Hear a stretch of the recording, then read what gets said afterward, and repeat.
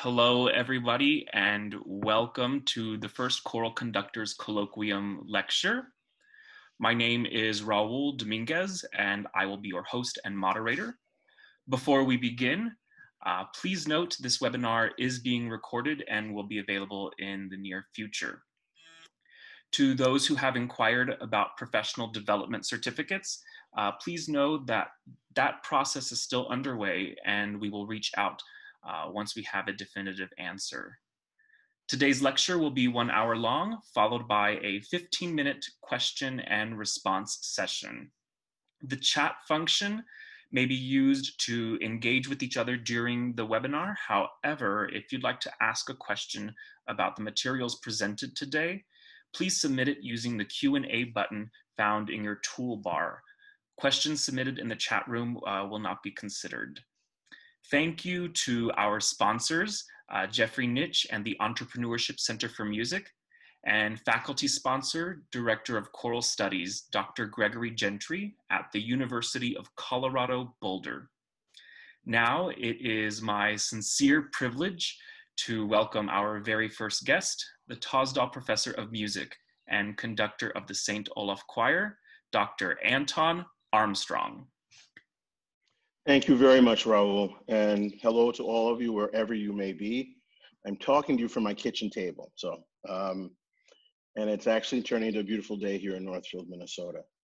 When Raul approached me about doing this, and I heard some of the other distinguished colleagues that will be featured on this colloquium series, I thought I would go back and actually go back to foundation work in many ways for us. This is a lecture I often share with my advanced conducting students, students who are in their 4th year of study at St. Olaf. It's something I review for myself as I'm beginning every academic year, but also as I'm beginning many times guest conducting appearances. So what I'm asking all of us to consider, and this is just not for beginning conductors, student conductors, if there are colleagues on here who are seasoned, I hope you would maybe take this as an opportunity to kind of review what you do. And if it affirms the work that you do, then so be it. If it gives you pause or question to think maybe how you might do something differently, I hope you will allow that to happen. And certainly if you have questions, as you notice, Raul didn't call this questions and answers, Q&A. I said questions and responses. I may not always have the answers for you. I'll have some type of response for you. So as you see, the title is Rehearsal Framework. And this is what I think about as I'm going into my own school year, but as I go into guest conducting situations, often this helps shape my thinking. And the first thing, especially for those of you who are working in more than a one-time situation, do you have a mission statement? Because I think a mission statement it provides the purpose and the importance of the work that you will do together as an ensemble. For many of us in the academy, in educational situations, often that's our syllabus, that's our course statement. For those of you who may be working in community choirs or in choirs in communities of worship, what is the focus? So as I go through these bullet points with you, for me, I have found a mission statement provides a shared focus and direction for the work of the ensemble. It's really important that I think there is a sense of why we're here and what is our direction. Now, I'm going to tell you, I'm re-examining this as I have to try to put together for my own school ensembles how we're going to function in this COVID-19 reality. And that's proving a challenge right now. I'm not sure if I'm going to be able to rehearse my ensembles as whole groups or if I'm going to have to break them down. But still, we need to have a focus and direction for what we're going to do. Let me stop for a minute because I should just say something about my background a little bit. And Raul properly introduced me in terms of my title at the college and as conductor of the St. Olaf Choir. But that is not the only work I do.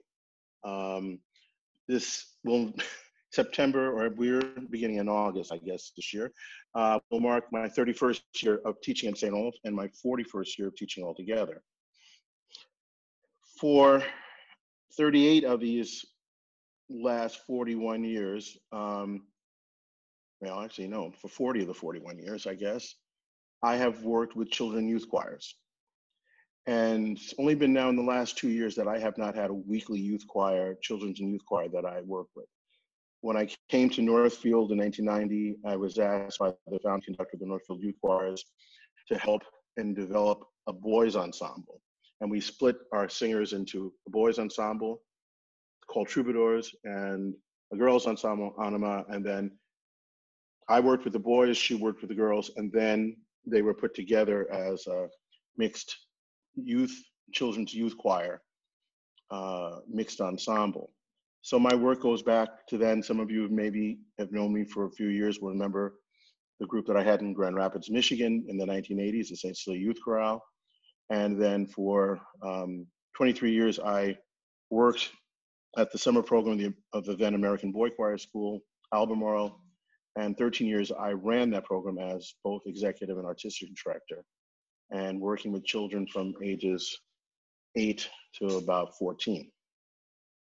So a lot of my work has been involved with young people in the church, in the community setting. And so as I talk to you in this way, don't just hear me as a conductor of, I'm very proud to be the conductor of the St. Olaf Choir.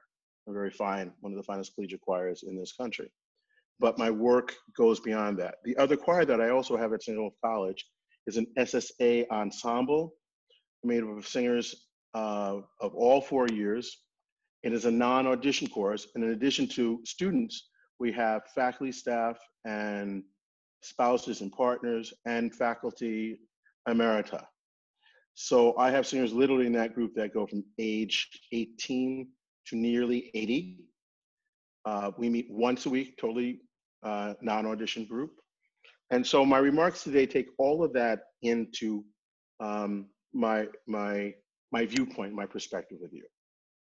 So it's important that for all those groups, we've had some type of mission statement, a community statement of why we exist in the case of the St. Olaf Choir. But as we go on, if you haven't done it, I really encourage you to do this. And if you have one, re-examine it. Every year with the handbook for the St. Olaf Choir, the student officers will re-examine it. Can we still buy into all of what we're doing? There was the purpose with the Northfield Youth Choirs and with my St. Cecilia course before. Why are we here? And it explains the time investment needed by each participant for the ensemble to be successful.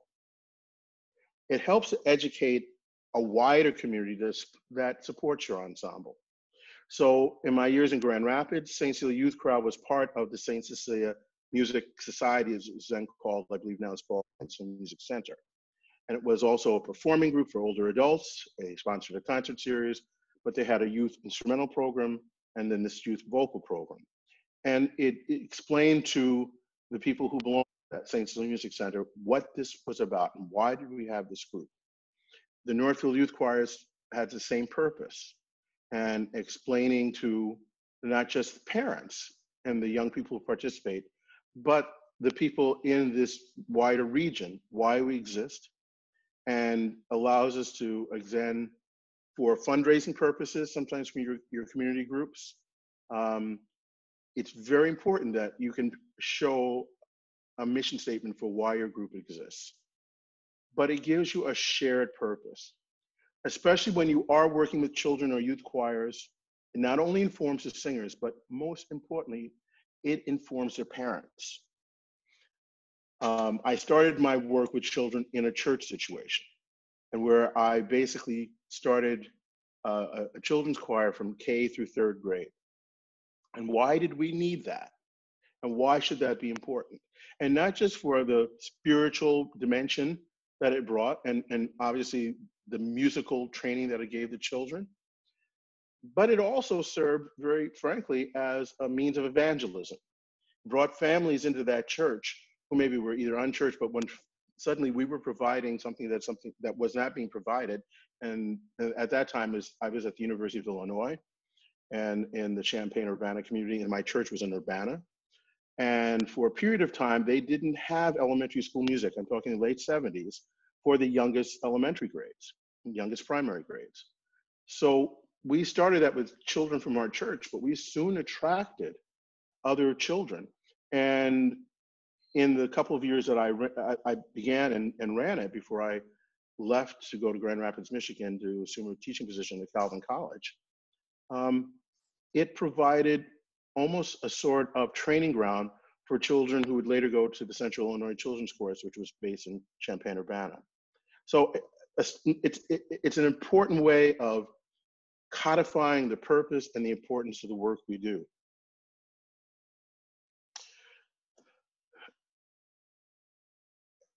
I hope we all have rehearsal goals. And again, I have to go back because I'm beginning a new season or a new school year. And I ask myself again, every year, you know, what do I want to accomplish with this group?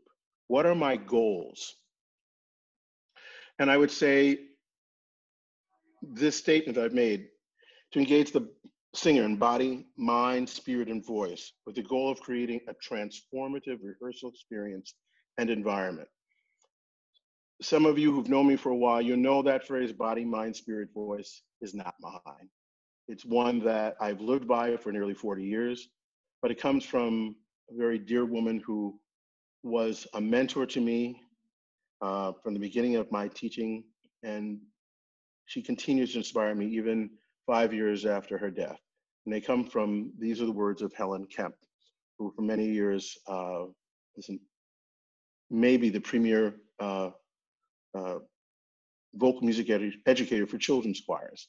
And Helen's work provided, I think, inspiration for people like Doreen Raul, for people like Jean Bartles, some of these great music educators who lifted up children and are very much responsible for what we have in this country now with our community children's choruses. But Helen always worked in an environment where children were not auditioned. She worked in the church, and everyone was accepted in that. And so the whole mantra was body, mind, spirit, voice. It takes the whole person to sing and rejoice. And she was an exemplar of that mantra. But it always started for Helen trying to find the beauty in every child's voice. And later in life, when she lived in a senior living community, she began a choir for those singers to give them a purpose and a focus and a reason to have something other than just sitting in their rooms or going out to meals. She gave them a purpose for being. Now, what am I, you know, I'm interested in developing people of all ages in their singing abilities. But I also understand that everybody doesn't have the same level of musical literacy and training. So I start with a basic sound. And how can I produce the most nurturing, the most beautiful, free, and healthy tone? Now, over the years, I'm originally from New York, though I've spent the vast majority of my adult years in the Midwest. I'm still a New Yorker at heart, and sometimes I get blunt about things. And there are times in my work throughout the world, I've had to accept certain basic premises of reality. And that is, everybody just doesn't open their mouth and it comes out beautiful, okay? So I have, over the years, developed what I call my 3 levels of ugly. First thing is that we're all mortal human beings.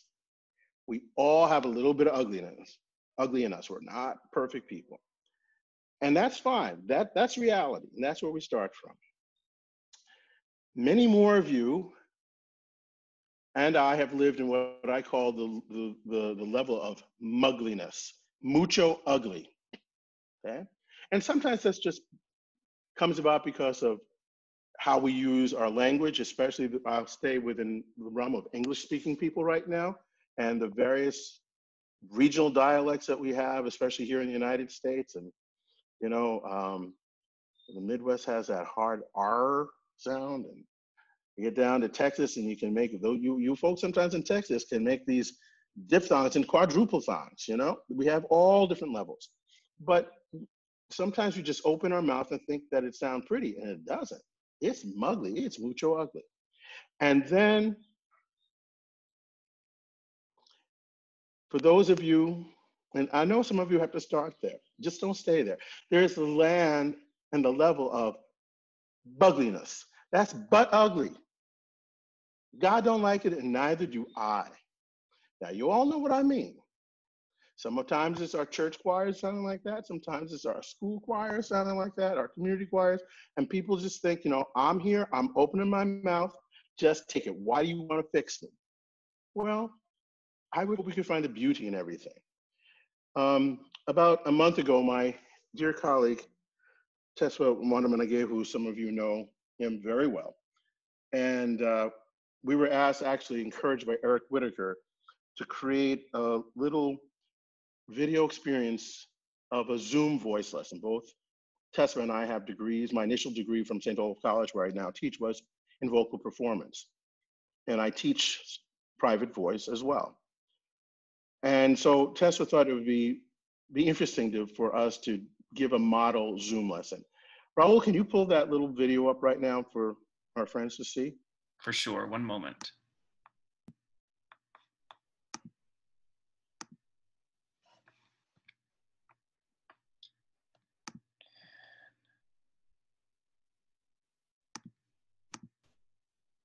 Sharing, here we go. This is why I'm glad somebody like him. Yep, why you're doing all the technology. Well, hello, Tesfa. What's up, Tonton? And welcome to your second Zoom lesson. We heard some interesting sounds last week, and I want to see if we can develop that a little bit more this week. Bet. So let's start as we normally do, just with a gentle hum, using an M as in Mary.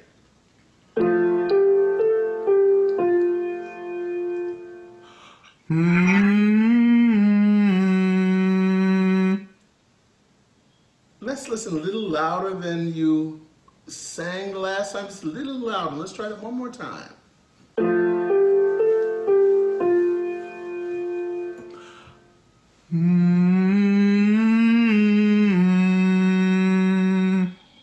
Okay. I've never heard it done quite like that before. Tesfa, let's try something different. I want to play you a little pattern using the syllables we and o. We oh we oh we oh we oh we. We oh we oh we oh we oh we. It's a good effort, Tesfa. Let's try it one more time. We oh we oh we oh we oh we. Lord, you are a creative young man, aren't you? That's what my mama said. Let's try something else. Now, my predecessor and my mentor, Kenneth Jennings, created a wonderful set of exercises, and this is the first one. And the words go, sing legato, sing smoothly, flowing from note to note. Sing legato, sing smoothly, flowing from note to note. Sing legato, sing smoothly, flowing from note to note. Tesfa. Yeah. Tesfa. Yeah. I have this theory about singing. We're all mortal human beings, are we not? Yep, we are. So no one's perfect. So we all have a little ugly in us, but a little ugly goes a long way. Truth. Now, so many of my colleagues live in the land of mugliness. That's mucho ugly. And then, bless their souls, there's some of my colleagues that live in bugliness. What's that? That's butt ugly. And God don't like it, and neither do I. That last thing just was butt ugly. Rude. Can we try that again? Okay.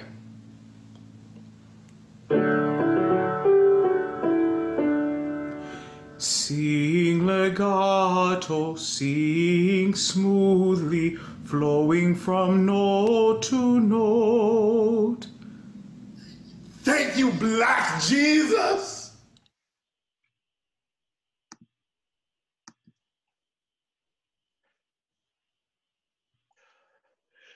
Okay, my friends. So you've gotten a taste of Ugly, Muggly, and Bugly, and I thank my colleague Tess for giving us such a wonderful display.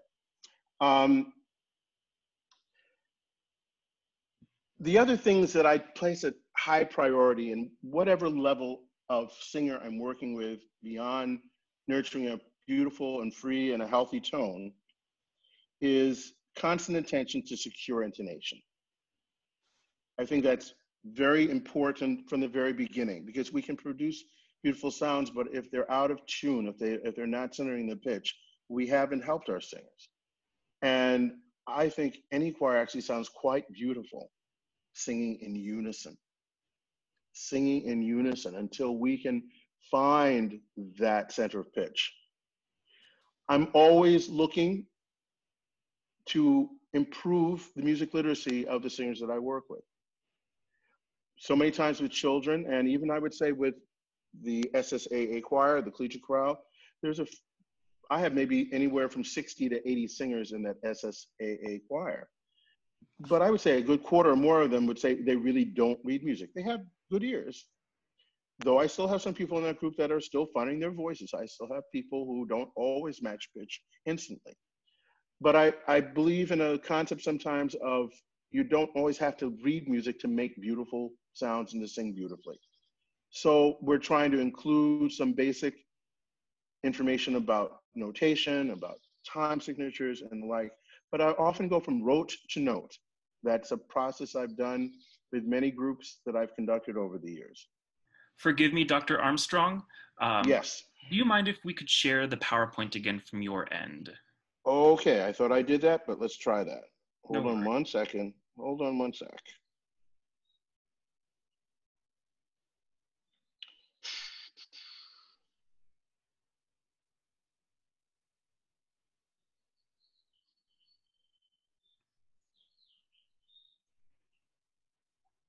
Are you getting it now?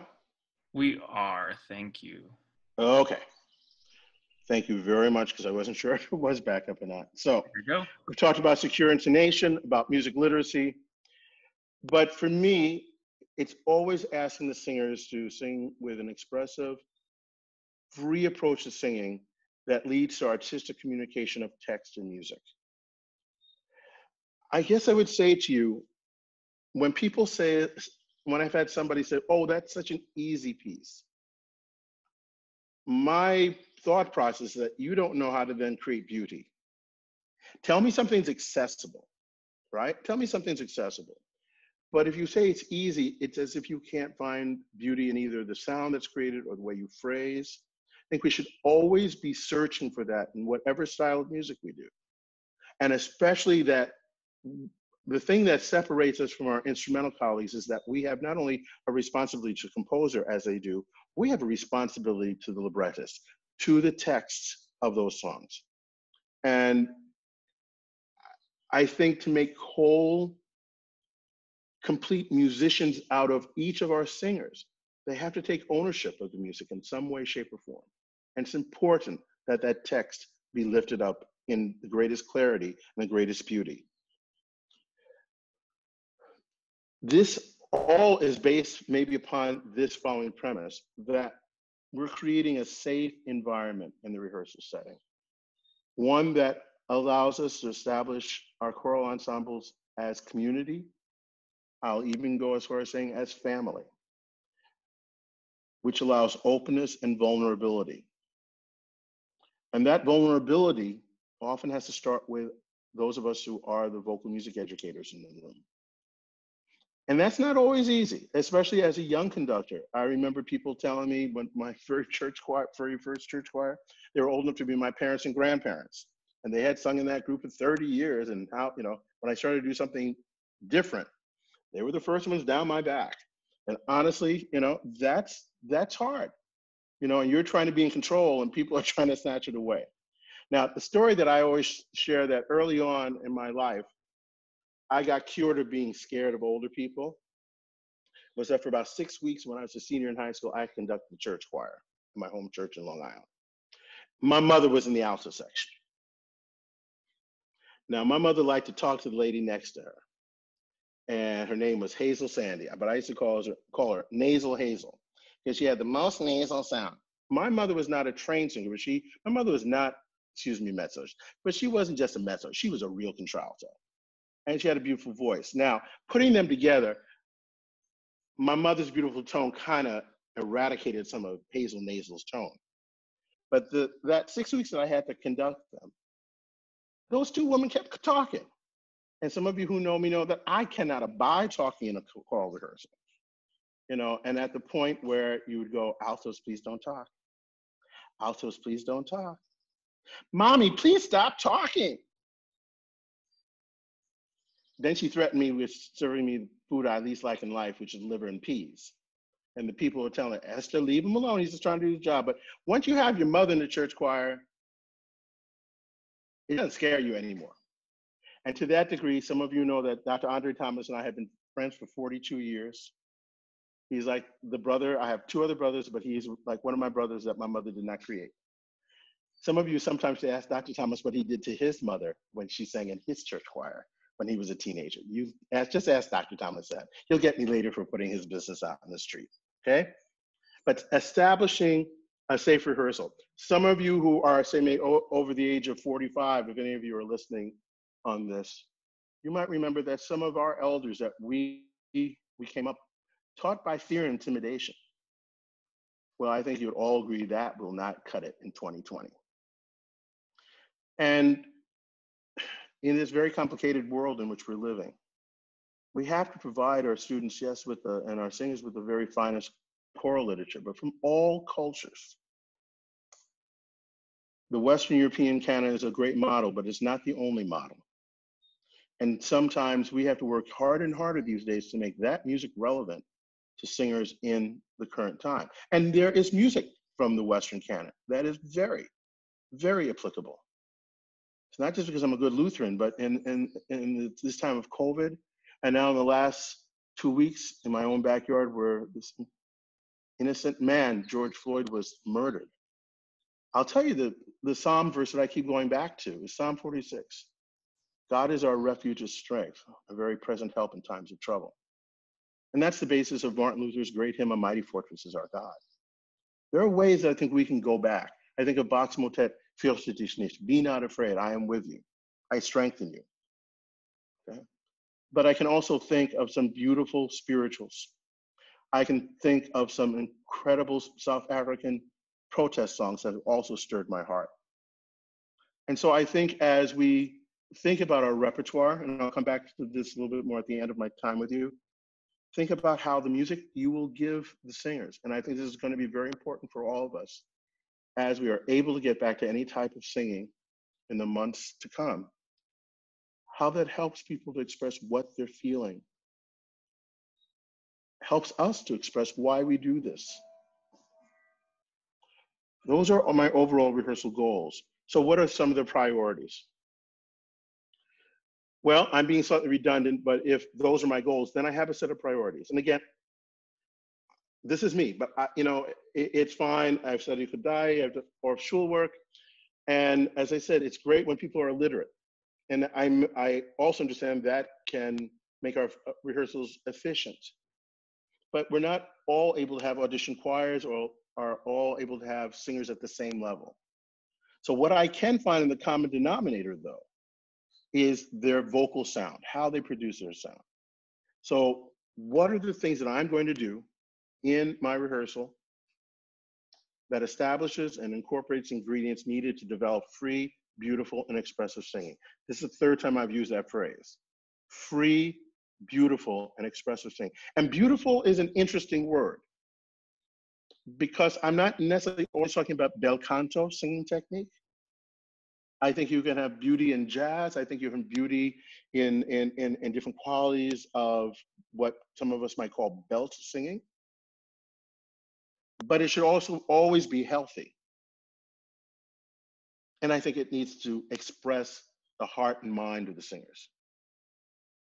So key to that is developing in your own ear, in your mind and imagination, a concept of what free, healthy vocal tone is. Some of it may be from what you have taken from your own private voice lessons. But remember, And this is where it's different from the voice studio. And I transcend both worlds in my work. Because I've taught voice both when I was at Calvin College, and I've taught it all 30 years here now at St. Paul. And we'll get to some issues a little bit later, but I'm one, and I can tell you, my students will tell you, and some of you might say, well, oh, St. Olaf choir sings with straight tone. I would think, no, we don't. And if some of you want to get on a phone call later with me, I'll be happy to tell you. But we sing with a very lyrical sound, a very centered vibrato. But as a voice teacher, I would never want my singers, an individual singer, to take vibrato, release. I always want sound to have release to it. But sometimes our sense of what vibrato happens, we can start to smear a pitch center. And I think different styles of music requires different width and latitudes of that. So as you're thinking about the piece and style of music, how can you produce that without restricting the voice of vocal freedom?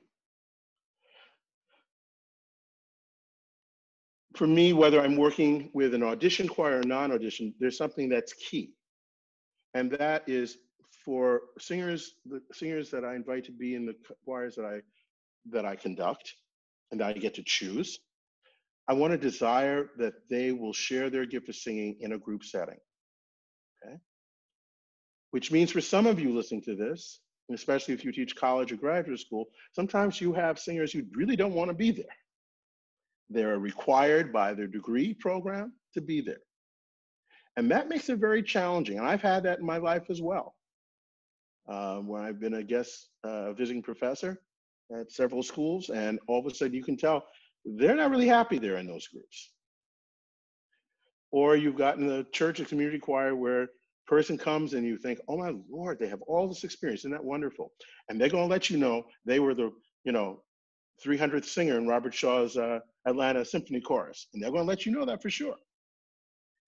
So when I talk about vulnerability, I think I'm also talking about a humbleness. Now, when those of us who do work with choirs that are non-auditioned, I think that's a key. And sometimes it's a matter of just having a conversation with somebody as they're coming in, or you meet with the new singers who are joining your group so they understand that's where you're coming from. When you're doing an audition process, I think one of the things that I always try to gather is a sense of why that singer wants to be in this ensemble. I think there are important things for any, whether it's auditioned or non-auditioned, but the skill and the ability to listen. James Jordan, in a lot of his writings, talks about aware hearing. Are you sensitive to listen to others, to listen to yourself so you know what you're doing, but to listen to others? I'm always looking for an even sound throughout the range, especially in an audition choir, but even the non-audition choirs, and we'll talk a little bit about seating, as I seat singers, and I do seat singers, I place them very specifically in the ensemble so that I can gain the greatest sound. So sometimes if I do have, especially in a non-audition choir, a person with a larger vibrato, maybe I'm working with an older group of singers, I try to pair them with somebody who doesn't have the same wide width of vibrato, okay? So I'm looking for voices that do not have excessive flutter tremolo. And if they do have that, and especially in a y'all come choir, a non-audition choir, then it's incumbent upon me as I do Stimmbildung, voice building, that we're working at that. And I help those singers to understand that for their voices to be the most effective, they have to work at this if it's too large, if it's too wide. When part of where I place singers is based on tessitura, the comfortable singing range. So even at the college level, I'll get a lot of people, especially these young voices, and maybe in their private studios, their teachers are trying to make them, especially the females, into high sopranos.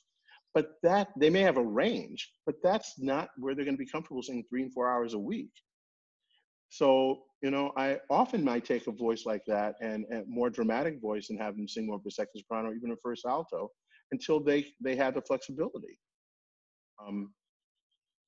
I am very fortunate in 30 years at St. Olaf College, 3 out of the 4 of us who conduct choral ensembles teach voice. And we get along. We really get along. And we talk to each other. It's a very common thing for maybe a vocal colleague to say, can you just come in for a few minutes to the lesson and hear what the student's doing, especially if they're in the choir. You know, and sometimes, you know, the kids have a different sense of what I've said and how they translated what I said. So sometimes you have to talk to them about that. Or my rehearsals are always open to anyone, but especially my voice colleagues, so they can hear what I'm saying. And so I think we're always trying to find where they can comfortably sing. And as the voices grow and develop, I may shift. This year I shifted one first alto whose voice is very much developing on the top and shifted her up to second soprano. And then there was a second soprano who felt that her Fock really was beginning to emerge much more in her lower range, and we shifted her first alto. I think those things. You know, tell me when you're 30 something what you really sing. At this point, I try to tell singers up through at least undergraduate, you know, we put you in a section. We're not saying you are a soprano, you are a tenor, you know, but we put you in this for the comfort. And that's what I always look, where can they sing in a healthy, comfortable fashion? Weight issues in terms of vocal weight. And especially when I'm working with children and less trained and less skilled singers at this point, often the weight that they use in their everyday speaking voice gets transferred to the singing mechanism, the singing technique.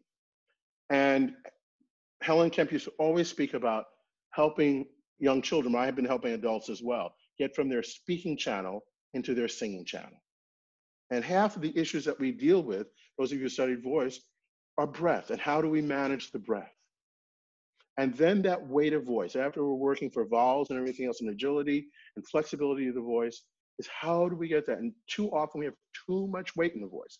Half the problems with intonation are not because singers have bad ears, but the vocal technique is faulty, and usually based on too much weight in the voice.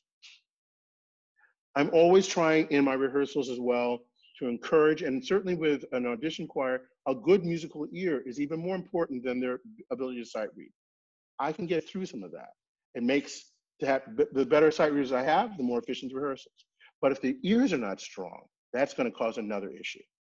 And so even with my non-audition groups, we're always working, I do less literature so that I can concentrate on voice building, and I can concentrate on building their listening skills and building those tonal memory skills.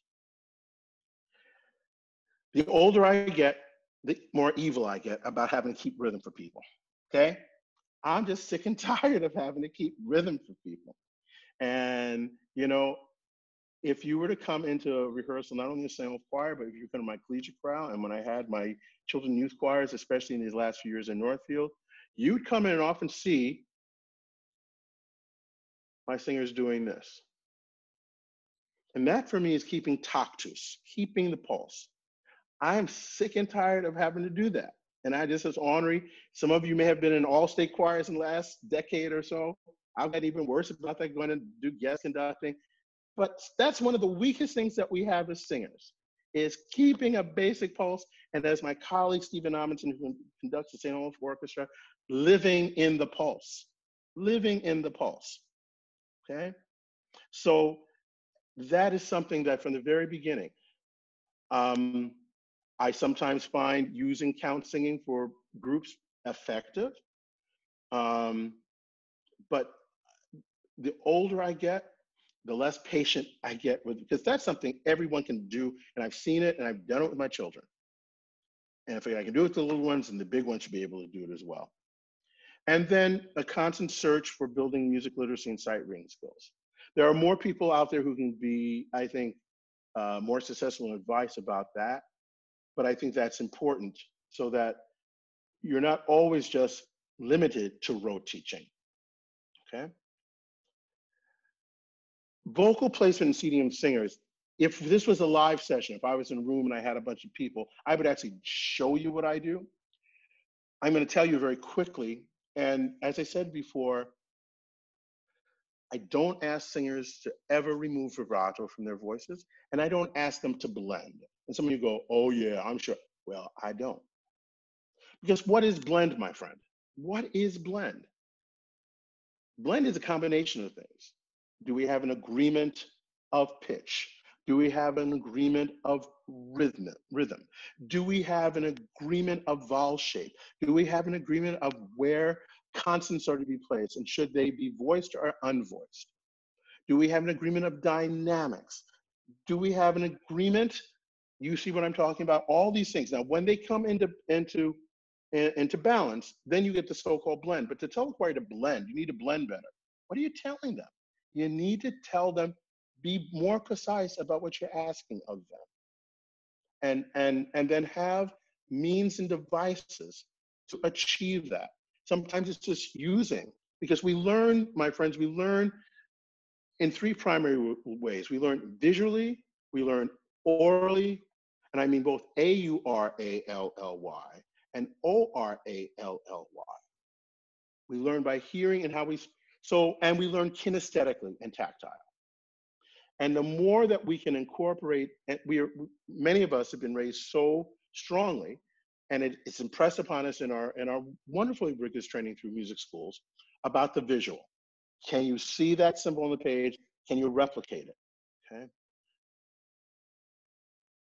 But I think there's a great gift to be had for those singers, and especially this is where I lift up many singers out of the Black gospel tradition who learn orally. Now, would some of their directors love for them to have more ability, maybe to read, be more literate in terms of reading notation? Yes, but their ability for them to hear and retain is something that most of our classically trained choirs can't do very easily. And the use of tactile, I know my dear friend Janet Galvan is coming to do a session with you on movement and the use of movement in the rehearsal. It's not just Dalcroze or anything, it's how do you incorporate the body in singing? And I think we have to use all these aspects, not to be so tied to just visual, okay? But when I'm looking at the whole idea of vocal placement, first of all, it's a little bit the way I cook. My family heritage is from the West Indies. My father was born and raised in Antigua and British West Indies. He came to this country when he was 18, and my mother is from St. Thomas. We use a lot of seasoning in our food, okay? And not just salt and pepper. And too many times I hear choirs that are just salt and pepper. And even some of you say, well, I have a reasonably homogeneous population. I understand that. That's how I've lived for almost 40 years between Dutch Calvinists and Norwegian Lutherans, okay? But you can find varieties of sound. But what I'm always looking for is finding a uniformity, not a conformity of sound, but finding voice. And sometimes it's the opposites that have to be placed next to each other. Sometimes it's a matter of, I wouldn't place 2 or 3 strong voices next to each other. They're gonna fight with one another, okay? And if we were in another session, I have a whole nother session I could spend on just talking about seating and placement of singers. But I think for those of you who haven't done that, you need to consider that. I'll give you a wonderful source. Weston Noble, the longtime conductor at Luther College, both of their concert band, and certainly we know him for his wonderful work, inspiration work, the Nordic Choir. About 15 years ago, one of his former students, Steve Demarest, compiled a bunch of his lectures. And the book is entitled Creating the Special World. Creating the Special World. And that book is published by GIA. And one of the chapters is that Weston would always say he was not a natural singer. My mother and father named me Anton. And that is how they preferred, and that's how I have pronounced my first name. But dear Weston would always call me Anton. Anton. And we did many festivals together over the years.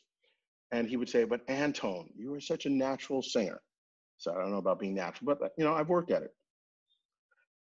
But he said, I've had to come at this because I was a keyboardist, really, and an instrumentalist.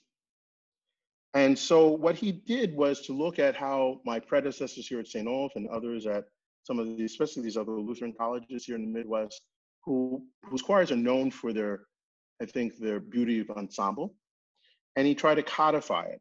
And he does so, I think it's chapter 6 in that book, Creating the Special World.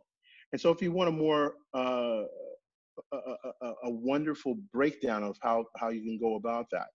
But there are several things I'm always listening for. For me, some of my colleagues hear things in orchestral colors. The founder of the Single Choir was an instrumentalist first. He was an organist and a violinist and a clarinetist. And he always thought of voices in terms of reeds and flutes and strings. Some of you who may be trained as organists think that same way because that's how you register an organ. I hear that to some degree, but that's not necessarily how I hear things. But I do hear things in terms of color, of sounds, and I'm always trying to reach two basic agreements. Can I have an agreement of vibrato rate? Find an agreement of vibrato rates, and then that is closely followed by an agreement of timbre. An agreement, not necessarily saying a blending, but can we find an agreement? And sometimes I was describing for nasal hazel and my mother. Well, they worked because my mother's sound was a beautiful sound. It could maybe, we might describe it as a little darker, and many African Americans, we have a darker timbre to begin with. Hazel's sound was butt ugly, bright and edgy, but the two of them together, Hazel's sound slightly brightened my mother up enough, and my mother, thank God, took care of a lot of that nasality, and actually a decent sound when they weren't talking could come out of that alto section, okay? But finding sometimes the opposites.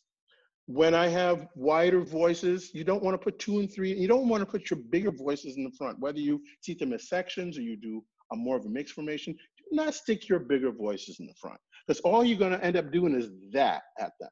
And I hate having that. As a conductor, I've strayed from that. I've strayed away from that thing.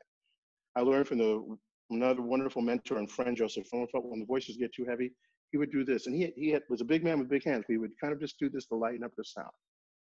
But this is like Diana Ross saying, stop in the name of love. I don't want that. I don't want somebody telling me that as a singer, okay? So where you place your singers is really, you don't put those big voices in the very front, And whether you do this by sections or you do it mixed, have a balance. I like my bigger voices in the back so they can feel free to sing. Yeah, they still have to listen. But if they're in the front, that's all you're going to hear. And that's all. And the smaller voices get covered. If you have your bigger voices towards the rear, however your ensemble, even if you're this, you don't want those bigger voices on the end. Say you sing in a semicircle or something like that, because that's what the audience is going to hear. Those of you who have split church chancels, don't put that big voice at the end close to the congregation. We had a former opera singer in my church choir in New York, Long Island, and the older Mrs. Blanche Otto, she's a soprano, that vibrato and her neck got wider and wider and everything. Don't do that. Find a way of creating an ensemble sound where the singers can seat naturally. Weston actually does a very codified way of doing that. And if sometimes some of you are with me in a live workshop, I can show you how I do it. And if we ever can get to sing like together in an actual room again, you come to St. Olaf, I'll show you, okay? The idea is finding uniformity and not conformity. Because in some of the old days, what you do is get the one ideal voice, and then you kept making other voices fit into that conformity of sound. And then people did have to I think, manipulate their vocal technique too much. And that's where many voice teachers took great exceptions with many choral conductors. I think we've gotten smarter about that. I've used the term before, Stimmbildung, voice building. And some of you older folks in this room will remember the wonderful singer who came to us and conductor who came to us from Germany in the early 1970s, Frauke Hausmann. She had been the vocal protege and really the person who developed the vocal ensembles for the great Wilhelm Ehmann in the post-World War II area. And then Frauke came to Westminster Choir College in the early 70s, early mid 70s, and she was there until her untimely death in the early 90s from cancer. But I had a chance to experience Frauke in person, and people like others have continued on with her work. Brenda Smith, especially at the University of Florida, and James Jordan has continued some of that work in terms of about voice building. So it's not just that we do 5 or 10 minutes of vocal eases in the very beginning, but how does your repertoire and how do you actually teach voice throughout the rehearsal? And as you're picking repertoire, how does that repertoire encourage and nurture the vocal development of your singers wherever they're at? You know, if you are people who have, you know, the great college or university choirs, that's fine. But a lot of us are not going to work in those situations. And how does that literature help? With my collegiate chorale, I have to find literature that's going to stimulate them in body and mind and spirit. Okay, body, mind, spirit, voice. But I always have to, at least we learn maybe half a dozen pieces in a semester because I only see them once a week. And maybe there are 2 real stretch pieces. And then the other pieces have to be balanced. Otherwise, I'm not going to have these people return. We don't assign a grade. So if they don't like it, they're not going to return. Okay. But building so that by the end of a term or end of a season with you, your singers can actually say, you know, my range is getting wider, my breath support's getting better. I'm learning how to actually use the articulators, lips, teeth, tongue, and hard palate to produce audible consonants. Or to learn that my singing vowels are going to be different than my speaking vowels. We need to activate voice building through the rehearsal that activates mind, ear, and voice. And I just want to, I have about 7 more minutes before we need to go over and talk about questions and responses. Teaching and the rehearsing of the work. Study and mark the score in a consistent manner that is meaningful for you and incorporates effective color coding in your scores. Some of you will remember the name Margaret Hillis, the great, the famous conductor of the Chicago Symphony choruses. And if you could see some of her scores, they were like works of art. And that worked for Miss Hillis. And I've been inspired by that, and I use that to some degree. But when I look at a score, I know what things I mark in red, what I mark in blue, what I might mark with a highlighter in yellow, and that's primarily for a vocal piano score. And when I start working with orchestral scores, I'm not always used to seeing where my English horns are. I don't always look where my bass clarinets are. So my winds are marked in one color. The strings often are marked in another color. You know? But what's consistent throughout is that my dynamics are always in red. I know that. For me, I mark tempo changes. I highlight them in yellow. You know, and blues are often for certain marks within my vocal scores. But when I get to the strings, they might be in a different color, just so my eyes gravitate. Okay. Some of you have been trained in rigorous Schenkerian analysis, and if that still helps you, fine. You need to understand the structure and form of a piece. I will say at this point in my life, I don't do a chord by chord analysis, but I do know the form of my pieces. I know my basic key areas. If I'm teaching a contrapuntal piece, you know, if I'm doing a Bach motet and I'm doing the last movement, Singet dem Herrn, I can tell you the subject, the counter subject. I can tell you when we finish and we go into episodic material. I can tell you where the stretto comes in, okay? Those are things because that's how you're gonna teach and understand the work.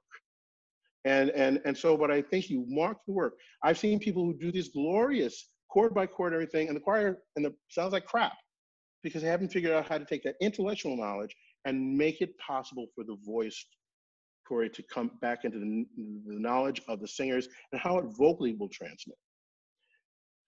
Friends, I said before, we have responsibility to the text. So read the text and have a translation of the text if needed. When I was at Michigan State doing my doctorate in the late 80s, middle 80s with Charles Smith, he read poetry constantly. He was always about us reading the text. And I always think if I had the wonderful African-American writer, Maya Angelou, in the room, how would she read that text? As an undergraduate, my teacher, Kenneth Jennings, always had us and expected us, before we got into the podium to conduct in conducting class, to have played and sung through all the parts to develop audiation skills. I may not be as fastidious in always doing that with every piece, but I try my best because even at my age, I'm still a moderate sight reader, I would say. And if I'm going to make a mistake, then 10 to 1, 3/4 of my singers are going to make that same mistake. And that tells me where the potholes are in the piece that I have to watch. My basic thing that you will see in a minute, and I'm trying to develop my own audition skills. I admire my colleagues who can sit there and solfege in their brain and see that. I still struggle with that. I like having a piano and plunking out parts, but to go through and to sing through a line to start hearing that. Please incorporate. Don't just put your theory classes here and your history classes here. This is, as a conductor, we need to incorporate and integrate our historical stylistic information with our analytical information so that we start to understand the work in terms of timbre and rhythmic articulation. What is needed? What makes this Baroque piece sound this way? What makes this incredible piece from Latin America sound this way? What makes this piece from whatever region, whatever genre we're talking about, so they have their own identity. Overall, my whole idea of score study is prediction and prevention. Can I predict in the score where there will be issues? And what strategies in terms of rehearsing? Maybe it's part of the warm-up that I do that has a challenging interval.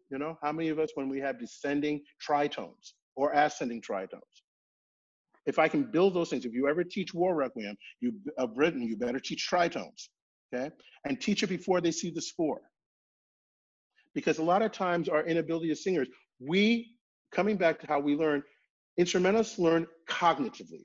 They have fingers to put on a key, on a string. They push this valve down. We learn effectively. And if you don't believe there's a God out there, the fact that we can open our mouths and it doesn't sound butt ugly all the time, there's God's grace, okay? But we have to teach ourselves how to translate those symbols into our brains and then into our voices. And as much as I can do that ahead of time to create vocalises in that voice building period and to keep coming back to those things so that once they see the notation, it doesn't totally screw them up. Create a practical rehearsal plan, my friends. And one I got years ago from Harold Decker, my mentor when I was at the University of Illinois, and his colleague who later taught with him there, and then later was Andre Thomas's colleague at Florida State, Colleen Kirk. In their book, Choral Conducting Communication, they talk about a score study plan, which is objectives and procedures. What do you want to do? And for some of you, I'm one of those people that tries to time out in my rehearsals what I should be accomplishing. I especially have to do that when I'm doing a guest conducting gig. But what are the objectives? What am I going to do here? So you say you're going to do vocalises, I'm going to do this, but why are you doing that? What's the objective? For flexibility, for unification of vowels, for articulation of consonants? What are you going to try to accomplish in this portion of a piece? Okay? Do you always teach a piece from the front to the back? Sometimes I mix up I often like teaching, especially more challenging pieces, from the back to the front. Because as we start going, oh, I know that, rather than going from, oh, I know this, oh my God, I'm in the dark. I like to take them from unfamiliarity, and that builds a confidence in them, okay? But plan that objective, and then what's the procedure? What's my objective at this point? And be very clear. Am I trying to just to gain the rhythmic structure in the singer's head and their voices? Am I actually trying to retune the piece in a way? As I said, incorporate different modes of learning: visual, oral, kinesthetic, tactile. Utilize all of those. The best way I've often taught young people to sing music of the Baroque period is they have to move to it. They literally have to move in the rehearsal.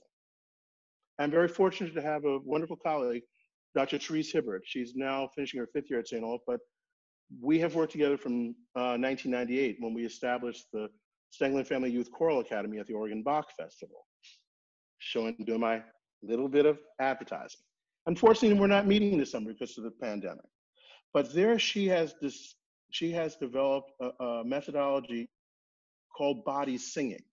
And it's not just, some people go, oh, she's just doing Dalcroze. There's a lot of different things that she incorporates. Yes, some of the methodology of Emile Dalcroze, but so much of how can I get young people who don't sing Bach and a Bach motet, a Bach cantata in their own schools, and within 10 days, I have to incorporate that into their bodies. And that's because of Teresa's incredible body singing.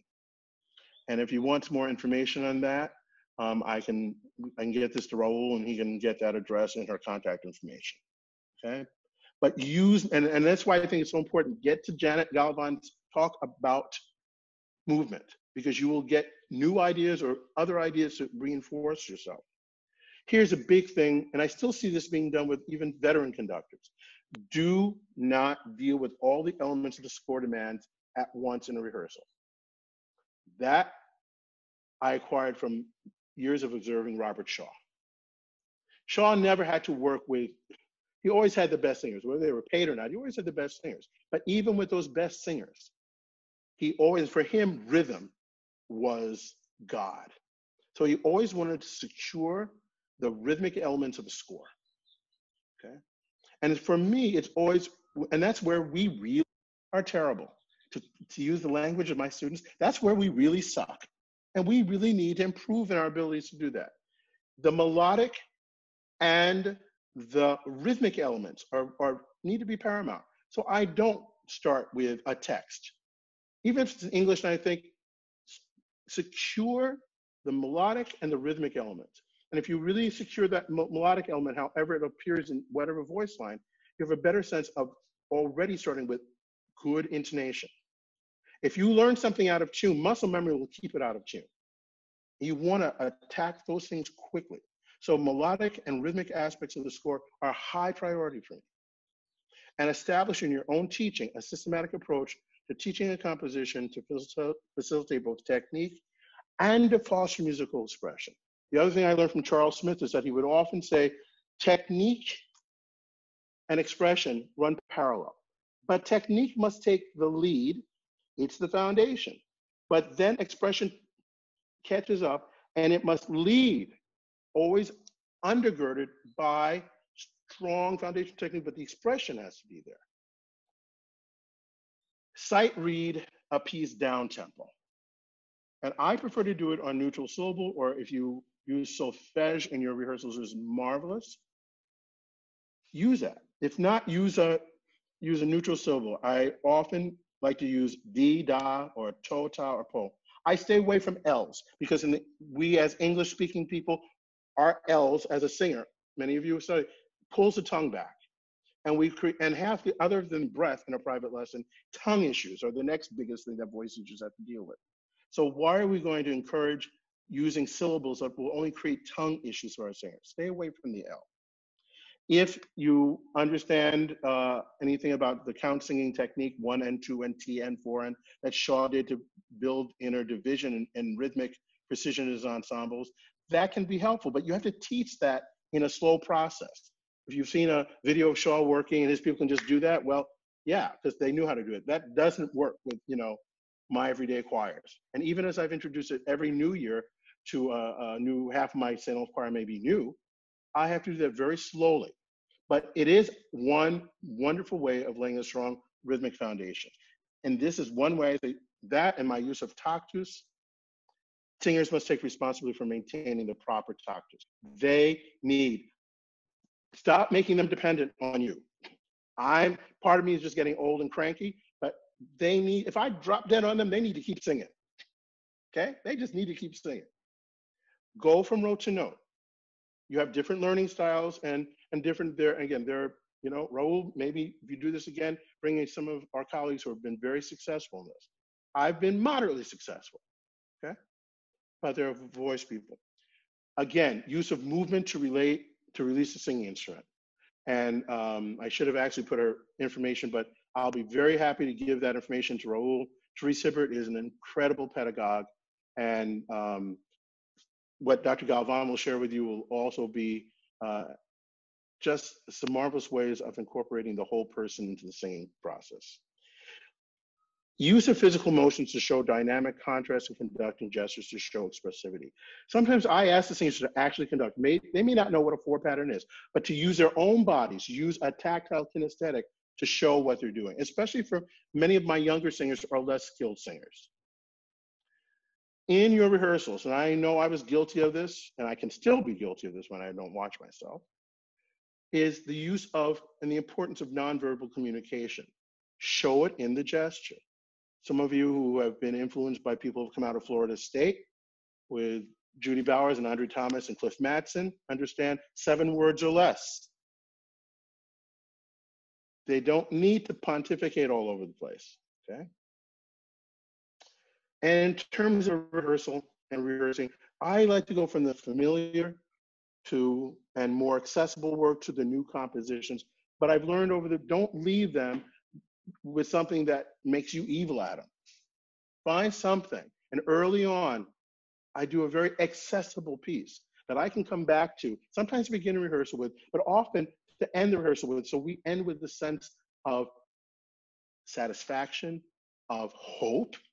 Even if it's been a bad rehearsal where Symphony of Psalms is just not going real well, well, you find that other piece that's going to make them feel like, okay, we are not worthless human beings, okay? And then I try to always end with something that's upbeat, maybe a piece that has to be more polished, but that they have security on. My friends, I think I've gotten to the end of what I basically wanted to say to you. And part of this is just to give you, I think, a skeleton framework. For some of you who have been at this a long time, go through the checklist. Are you doing it? And if you are, amen. Good for you. If you aren't, maybe think why. Are you one of the people who tries to do, hand your choir and to just see how smart they are and ask them to sight read a piece, everything down, and wonder why they keep stumbling? Is that the most successful and positive way we can teach? Also, that I know it's nice to feel like you're needed, but the more we can get away from being the one who has to control everything, and I'm a type A personality, so I understand that, but the more that we can trust the singers, and we sometimes think, well, our church choirs, maybe our children's choir, you would be surprised how much they can do without us. And that, it's like raising a child. There's a certain point you have to send that child out into the world. You're not going to be there. That's what we should be doing with our singers. And we are just a point of remembering, a point of inspiration, but we are not the dictators. We are not the choral police, okay? They need to be free spirits. We are shepherds. I've always seen myself as a shepherd with a bunch of sheep that will go all over the place. I'm a good shepherd. They're going to still have their own minds, but I need to guide them. Okay, that's as much inspiration as I have to give right now, Raul. Thank you so much for sharing your insight, Dr. Armstrong. So we will now transition into the question and response section. Please make sure that all questions are submitted using the Q&A button at the bottom of your toolbar. And then we will take it away from there as we look through these Q&As. Dr. Armstrong.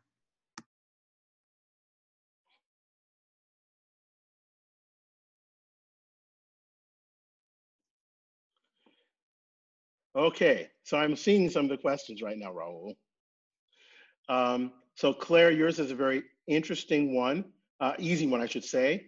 The non-audition group at St. Olaf College, the SSAA group, is called the Collegiate Choral, and it's non-auditions open for everyone.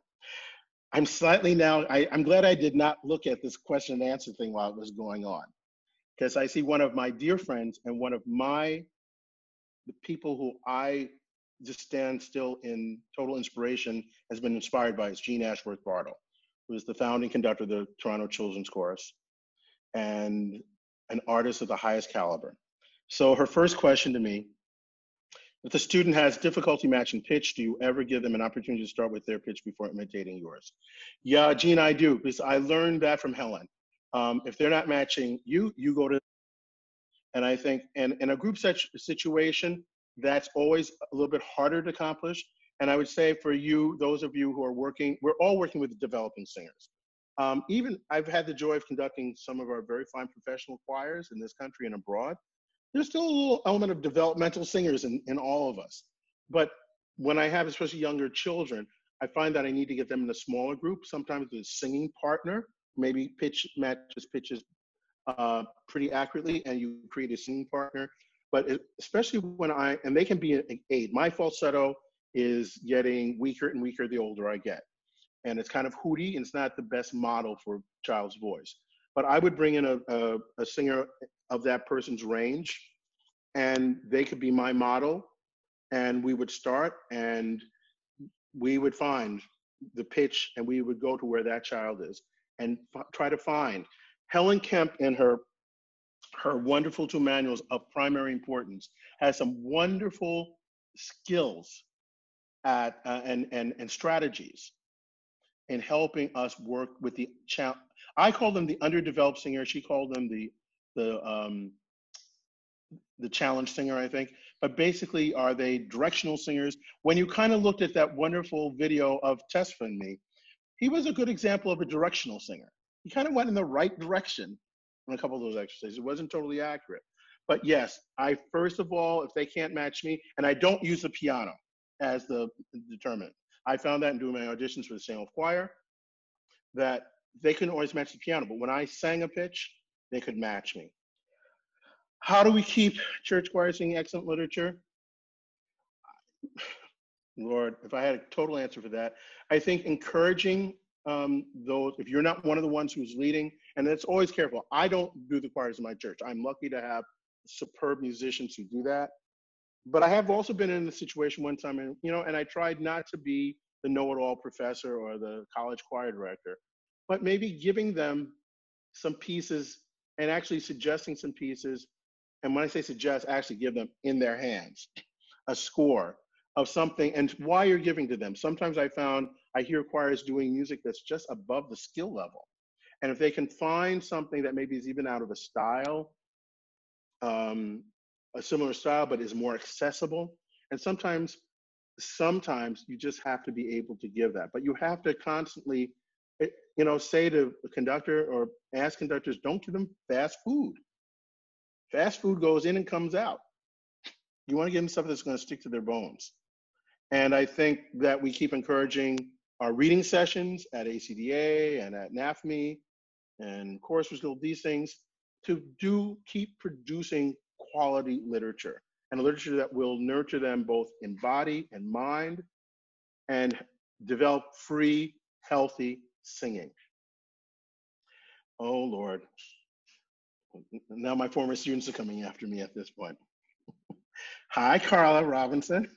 She's in my early years at St. Olaf, and she's a wonderful teacher and singer out in Virginia. What are some of your go-to resources outside of the Western music canon, other than Earth Songs? Well, I'll stand by Earth Songs as being, I think, one of the best. In the field of music of the Jewish tradition, transcontinental music is another good one.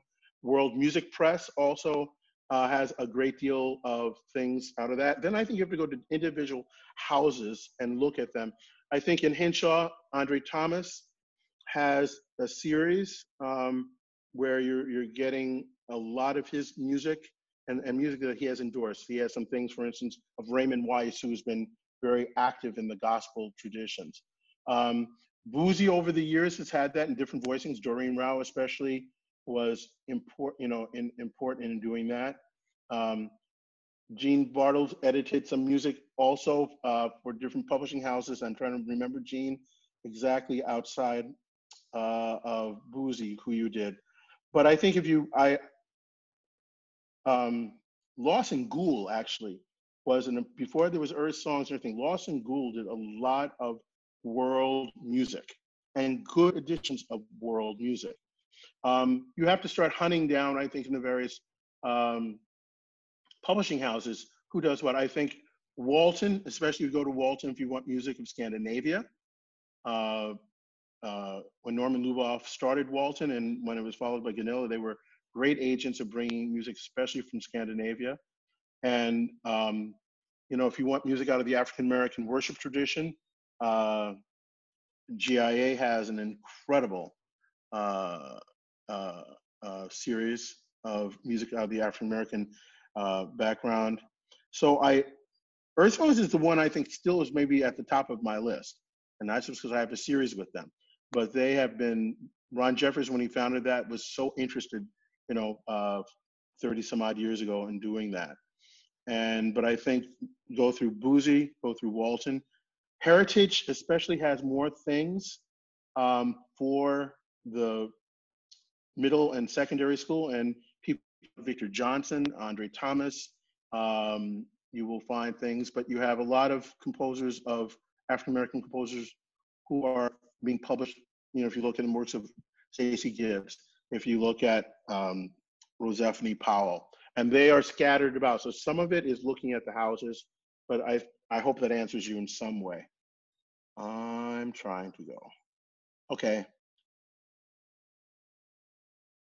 Help me for a minute, Raul. I can't. I got these first 4 questions. Sure. I'll help you move on with the next one. Also from Jean, she asks, is it wise to incorporate sight singing skills within the rehearsal itself? If someone has... If you have time. So Jean, I'll be very honest, my rehearsal with my my SSA non-audition choir, I have 1 hour once a week. My primary emphasis with them is on vocal development and trying to get through literature, though on some of the more accessible, we will talk. I will start with just there have been times in that rehearsal, literally, where I've had to go, without trying to embarrass the singer, I've had to turn the music right side up because it's not being held the right way, okay? But we start talking about little things about basic things in the score, sharps, flats, what keys, and I will sometimes give them a little worksheet that they can have. I don't know how many of them look at that. And we'll start talking about, I've used very minimally, I'll use, maybe we use solfege, but we don't really solfege at all. More and more, and at the other end, the sound choir comes in usually pretty skilled. When I was at Calvin College, the choir that not the alumni choir, but the student choir I had, part of my job was teaching a literacy skill. So in addition, that was very much part of our syllabus. In addition to vocal building, I would spend at least a good 5 minutes in every rehearsal on sightseeing. But again, I saw that choir 3 or 4 times a week, and it was easier to do it in that point. With my children's choir, my boys' choir, we would spend a little bit of time every week trying to come up with, and with children especially, they like to solve problems and puzzles, and I'd create the learning in that way. Can we figure out this puzzle this week and make the score into a puzzle to figure that out? Let's try next one. I'm sorry, I can't advance. Not a problem. This one is from Kirk. I would love to hear some ideas on how to structure sectional rehearsals so they can be more productive. And maybe you can also, if there's a way to lump this one in too, what does your rehearsal plan look like? And so maybe there's a way to incorporate both of those. Yeah, well, is this Kirk Ahmet? Yes. Okay, so he knows me to some degree. So with a group like the San Luis Choir, I'm fortunate to have section leaders. I have musical leaders who actually run some of those rehearsals. I meet with those people ahead of time at the beginning of the week, and we discuss what we're going to do in sectionals, what are the important things to do. So I line those things up for section leaders. When I've had to do my own sectionals in other situations, again, what are are there especially difficult passages out of a score that would be easier if we could tackle in smaller group and not trying to do it as a whole? Going back, Kurt, and maybe I wasn't even doing this as much when you were a student, because you also were in the very early years of my time at St. Olaf. I don't mean to make you sound old, but I have more and more used that objective and procedure thing that I suggested that I've gotten out of the Decker-Kirk book. And I especially do that. So what am I really trying to concentrate on? And I think here's the one thing I left off of I'm brain dead. One of the things that needs to happen in score study and in rehearsal planning is you do the objective procedure, but unless I'm running for the plane for a gig, which happens on Fridays sometimes, I go back to my office and I sit and I take notes. I take bullet points about what went well in the rehearsal. And so it's a brief reflection. What went well in the rehearsal, what didn't go well in the rehearsal, and what do I have to get ready for the next week? Because if I wait until the next day, I don't remember it. So I take 5 or 8 minutes and I will just do bullet points, you know? And if I didn't get to something in my original rehearsal plan, that's where I have to make sure I have to get that thing done. You know, and maybe it's something that I thought there would be a problem. And again, prediction and prevention. My predictions are getting better, especially if I repeat a piece I've taught before. But even in a new piece, if there was an issue, it's not on them so much. What didn't I do to better anticipate their needs? So with, especially in a guest conducting situation, also, for instance, I will start, and I always listen through what they prepared. Then I go back to my hotel for at least 2 hours and write out 2 different rehearsal plans, because I need to know. And in the sectional, I think it's important, if you have students or other people leading, that you're very clear about what you want to have happen. What is your priority? I don't so much ask my section leaders so much to work about sound. You know, I ask them, don't let your section learn this with bad vocal production, but more of it's usually about securing accurate pitches and accurate rhythms. And that for me is a big thing. And then in groups where I don't do sectionals with collegiate chorale. I don't have the time nor the space. So I have to teach all of that. And what I have to make sure that I do is I don't keep one section just sitting while maybe a weaker section I'm having to spend more time on. So maybe at that point, somebody is just counting. They may be lining out our rhythmic structure while I'm teaching pitches. But I have to, especially with children, if you let children and young people sit, they will find ways to occupy themselves, and that's when you have discipline problems. I always keep them involved in some way. Maybe they're keeping tactus, maybe they're clapping, they're keeping the pulse for us. Maybe they're singing, maybe they're humming while the other part is learning a part. But rarely do I let children sit too long, because they will occupy themselves. Thank you. I'm going to just respond to some of these and say that a recording will be available. So if you asked a question where we're just going over material again, I'll refer you to the recording that's going to be on our Facebook page soon. The next question from Daniel Parks. Dr. Armstrong, when you observe developing conductors, what are some common pitfalls you see that waste time in a rehearsal? Too much talking. Because I'm guilty, I'll tell you my own sense. Too much talking, okay? And I think sometimes you can demonstrate. Try to be the best vocalist and vocal model you can be for your chorus. And if you can't do it, and I'm always careful about this so people don't start to think, well, he likes that singer more than he likes me. But for instance, if it's in a range that I can't demonstrate in easily, then I will often ask the singer, or maybe 2 or 3 singers together with children. Sometimes I'll use the children. And a lot of times using members of the choir, as long as you don't get, they're the conductor's pets, that is difficult. But usually not showing in the gesture clearly and accurately enough, okay? We've all heard these stories, but you see a conductor asking for the singers to sing, it should be quieter, it should be quieter. And the gesture is bigger and bigger, or you're behind the beat and you spend your whole time, you're always snapping. That doesn't make, and I used to do that a lot. That's why I'm telling you some of my sins, okay? And you think that you're moving that along.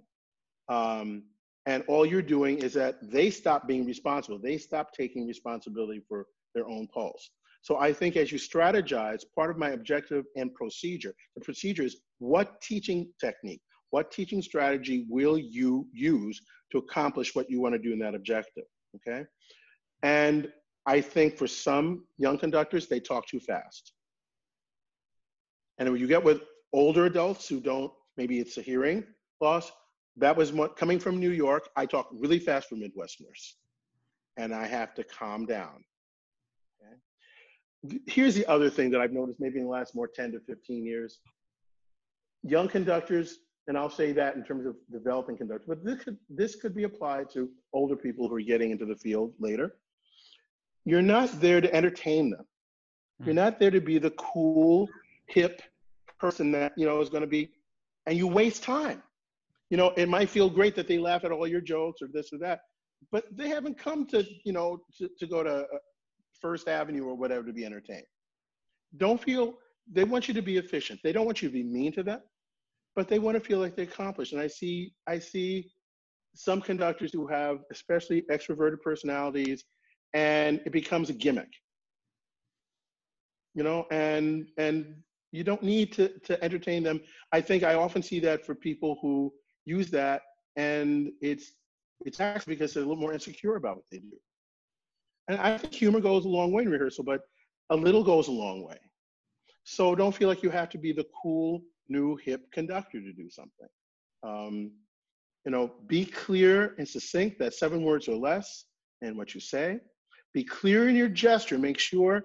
So you all now have what I didn't have as a young conductor. You have machines to videotape, you have your computers, you have your iPads. What do you look like? Do you ever record yourself in your rehearsals so you see what you look like? I'm still sometimes aghast at what I look like every once in a while. And when you're a college professor and you teach conducting, your students like to hold you. Do you practice what you preach? And so I've gotten caught more times than not, and I've had to learn, especially the beginning conducting class. The advancing of the class is a little bit more forgiving, but that beginning conducting class, if I conduct high or blah, blah, they'll come after me. Usually politely, usually. But, you know, how many of us don't have that situation, you know? And so I think every once in a while, the benefit I also have at St. Olaf is when, for instance, we're preparing for our Christmas festival, we share mass choir rehearsals, 475 singers with 4 conductors. And I learn, I see what my colleagues do that, you know, are working very effectively. We each see what we don't do so effectively, and we try to change that, you know. And I've been fortunate over 30 years to have very loving and supportive colleagues, you know, who don't find my Achilles heel and use it on me, you know. But we learn from each other. We learn, and I've always learned from each of my colleagues in that way. So I think the other thing I would say to developing conductors when you're able, and it's harder to do, I know, when you're working in a school system, but if you have a day off, that somebody go to a teacher that you respect. And in our ACDA in Minnesota, one of the things I'm very proud of, a beginning teacher often will be paired with a more seasoned teacher in a mentoring situation.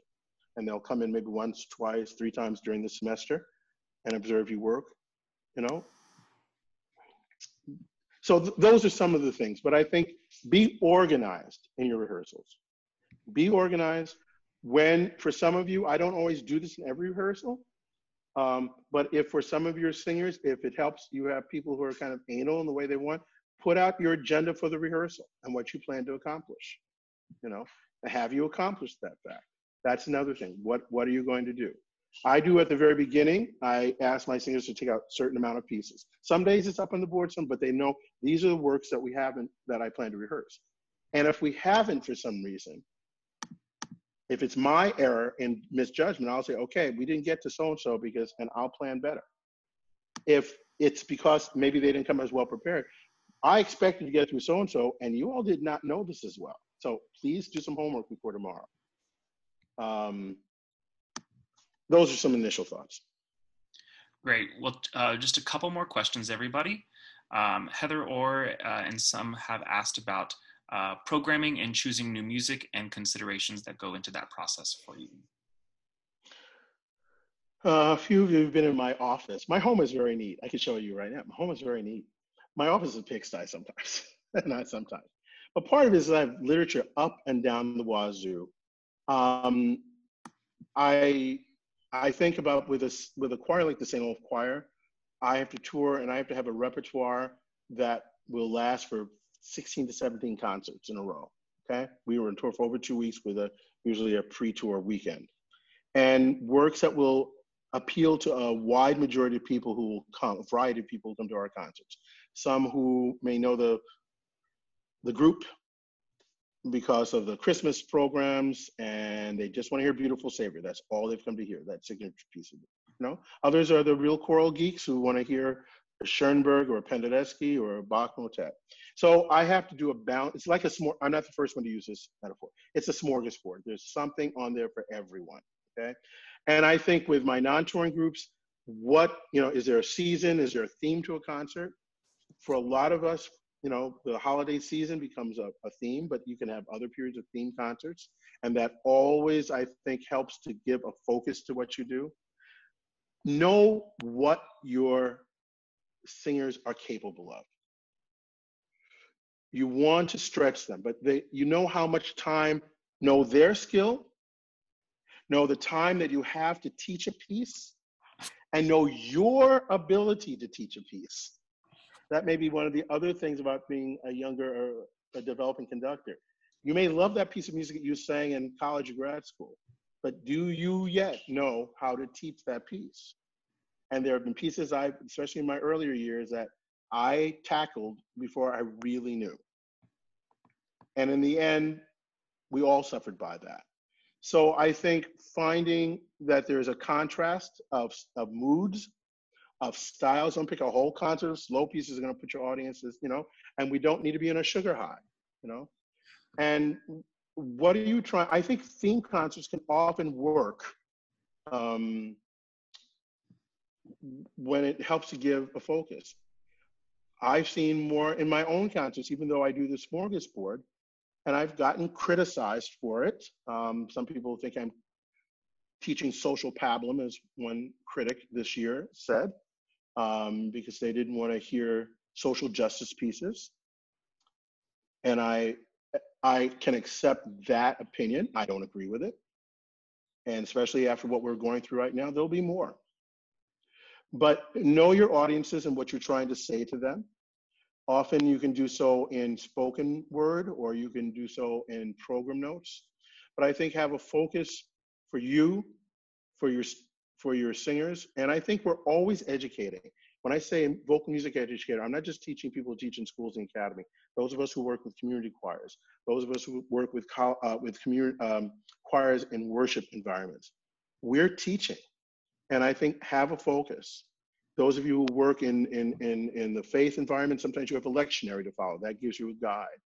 But have a focus and a way, and give them, and for your singers and audience, give them a variety of styles and pieces. But what can your singers really do? And in the time you have to teach them in their skill level, what can you successfully accomplish? Less is more. Great. And I think we have time for one more. Our last one, Jade Blakey and some have asked about teaching during the pandemic times and any ideas as we move forward with our situation. Lord, no. I'm seeking all the advice I can. I'm very thankful that my colleague Tessa Wanamanaghu is on the task force that ACDA has appointed. So we're getting some of the latest scientific information. There's supposed to be a guide, a practical guide, coming from ACDA as of June 15th on different scenarios that we can use. I would say to you, I don't think the virtual choir is the end all, and we don't want to have that as the way I always ask myself and my colleagues right now, where do we want to be when we come out of this, okay? But I do think, if you don't know about Core Amor, this is an organization, a movement that Troy Robertson and others have put together to help us live through this pandemic time.